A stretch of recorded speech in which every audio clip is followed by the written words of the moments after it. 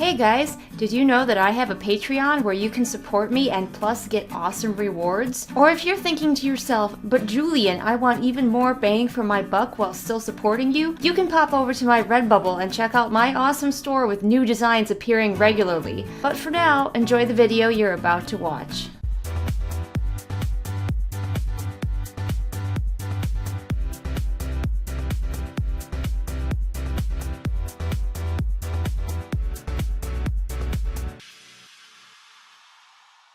Hey guys, it's me, Julian Greystoke. Today I'm wearing this cute butterfly shirt. Not really for any reason, I just grabbed it. Today we are going to talk about Tempest and Storm. Yes, I do keep calling this book by the wrong name throughout this review, and yes, I do feel great shame. I am possibly the worst reviewer in the world.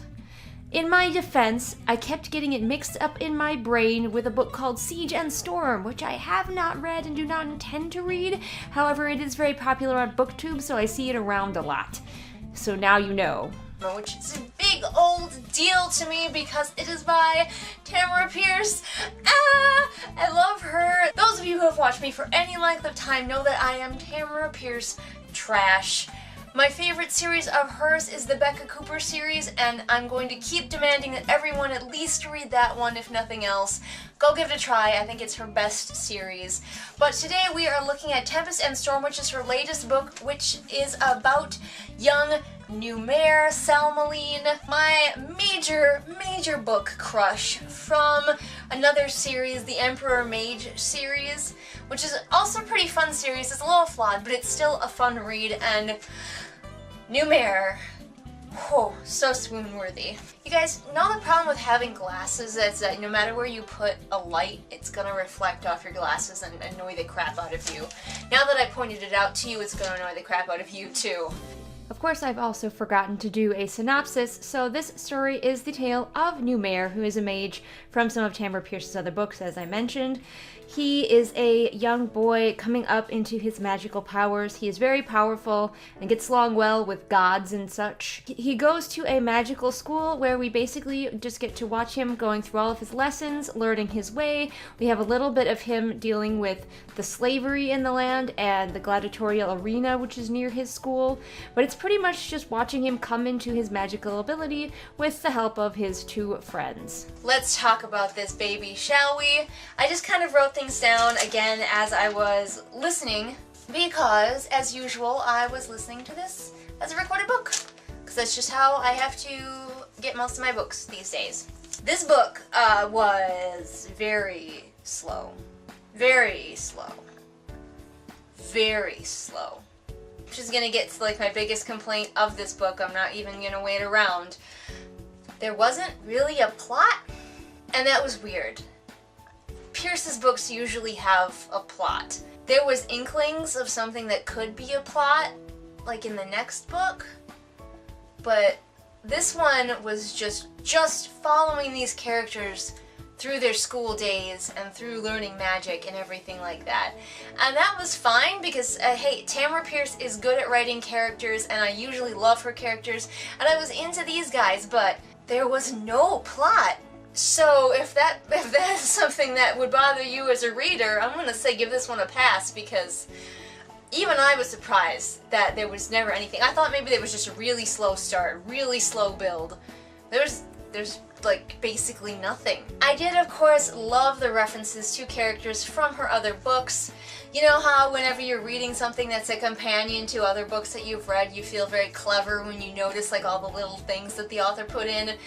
I was feeling that smug cleverness while I was reading this. The three friends reminded me, and I've already forgotten their names. Numair is not his original name, but the three friends remind me of the Golden Trio from Harry Potter, not necessarily because they really match those characteristics at all, but because it was two boys and a girl, one of the boys being the main character, and they were going to a magical school.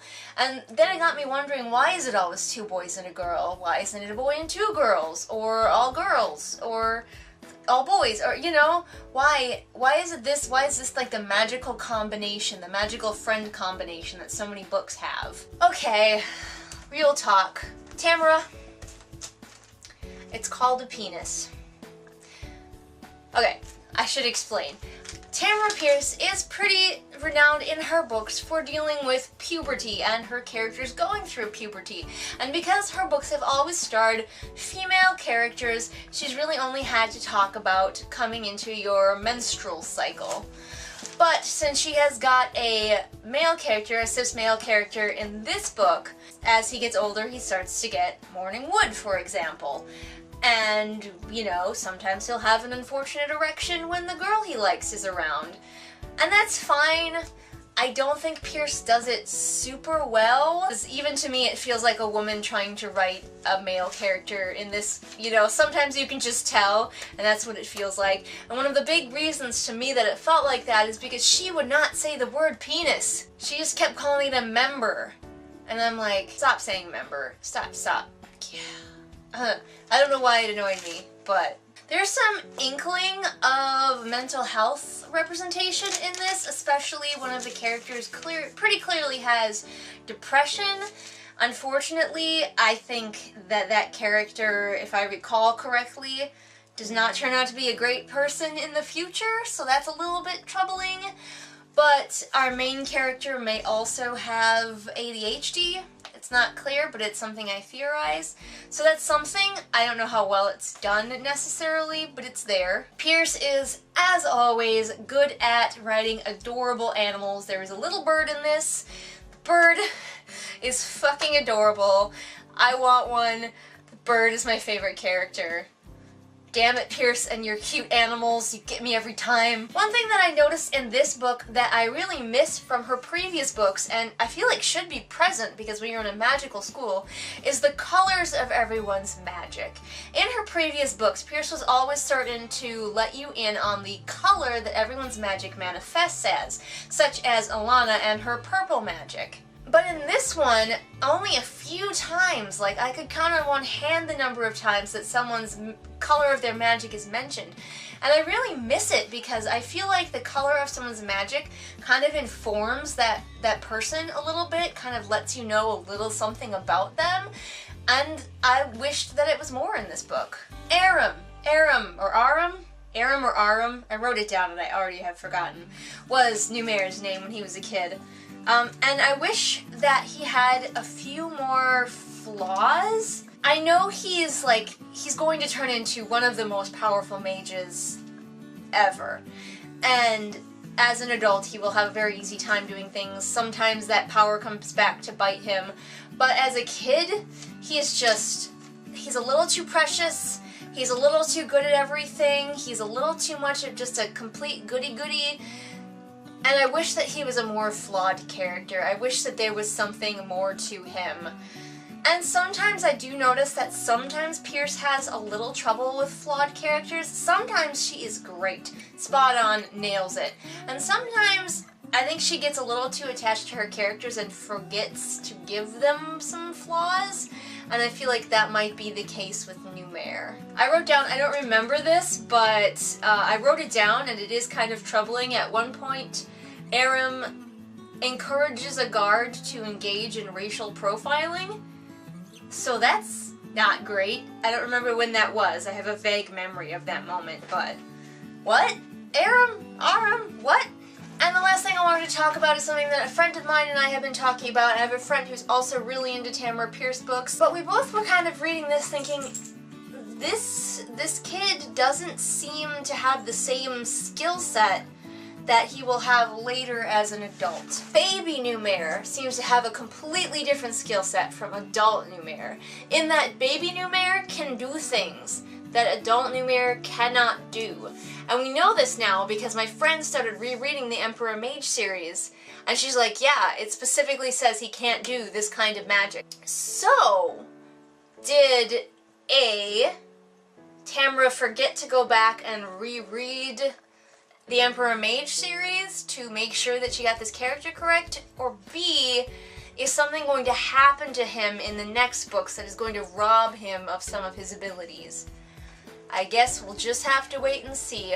Overall, even though this book completely lacked a plot, the characters were still fun, the little birdie was adorable, and of course it was Tamora Pierce, who is a insta-read for me. I will always read anything that she writes.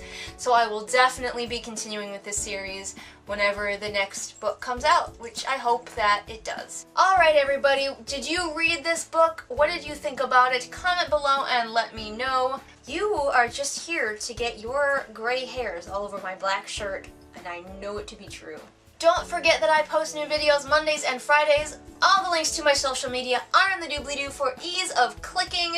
If you want to keep up to date with what I'm reading in the moment, please go befriend me on Goodreads, because I am very slow, as you probably have noticed, to actually get my reviews in video form. So if you want the second I finish the book update on my thoughts, check me out on Goodreads. And as I always say, if you liked what you saw here but you wish it was higher quality, then please go support me on Patreon. I'm slowly saving up on Patreon to be able to buy a better camera and maybe some lights so I don't have to rely on my fucking window, so I don't have this weird sunset shit going on. And I will see all of you guys again next time with whatever it is I happen to be doing next time. Bye! What's up everybody? It is shout out time. Time to shout out to my very first patron, Kim. And if you want to be cool like Kim, become a patron over on Patreon.